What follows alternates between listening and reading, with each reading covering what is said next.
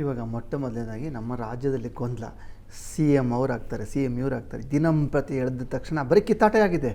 ಆ ಪಾರ್ಟಿ ಅಂತ ಈ ಪಾರ್ಟಿ ಅಂತ ಇದೇ ಆಗಿದೆ. ಡೆವಲಪ್ಮೆಂಟ್ ಅಂತೂ ಎಲ್ಲೂ ಕಾಣ್ತಾನೇ ಇರಲಿಲ್ಲ ನಾವು. ಸೊ ಈ ಥರದ್ದು ಮಾಡೋದ್ರಿಂದ ಅವ್ರಿಗೂ ಒಳ್ಳೆಯದಲ್ಲ, ಈ ರಾಜ್ಯಕ್ಕೂ ಕೂಡ ಒಳ್ಳೆಯದಲ್ಲ. ಸೊ ಹೀಗಾಗಿ ಇವ್ರು ಏನು ಮಾಡಬೇಕು ಅಂತಂದರೆ ಇದಕ್ಕೆ ತಾರಕಿಗೆ ಹೋದ ಅಂತ್ಯನ ಹಾಡಬೇಕು ಇವರು. ಇದಕ್ಕೆಲ್ಲ ಈ ಜನಗಳು ಇವರೆಲ್ಲ ಮಧ್ಯದಲ್ಲಿ ಹೇಳುವಂಥ ಡಿ ಕೆ ಶಿವಕುಮಾರ್ ಆಗಲಿ ಅಥವಾ ನಮ್ಮ ಸಿದ್ದರಾಮಯ್ಯ ಇವರೆಲ್ಲ ಹೇಳೋದಂತಲ್ಲ, ಇದನ್ನು ಅನೌನ್ಸು ನಮ್ಮ ಹೈಕಮಾಂಡೇ ಅನೌನ್ಸ್ ಮಾಡಬೇಕು.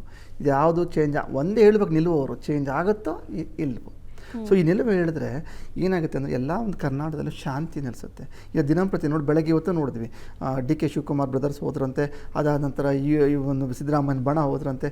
ಬೇರೆ ಏನು ನ್ಯೂಸೇ ಇಲ್ಲ ಕರ್ನಾಟಕದ ಡೆವಲಪ್ಮೆಂಟು. ಅವಾಗೆಲ್ಲ ಕೇಳ್ಬೋದು, ಅದು ಓಪನಿಂಗ್ ಮಾಡಿದ್ರು, ಶಂಕುಸ್ಥಾಪನೆ ಆಯಿತು, ಇದೊಂದು ಮೆಡಿಕಲ್ ಕಾಲೇಜ್ ಕನ್ಸ್ಟ್ರಕ್ಷನ್, ಇದು ಒಂದು ಡೈಲಿ ಡೆವಲಪ್ಮೆಂಟ್ ನ್ಯೂಸ್ ಬರಬೇಕು.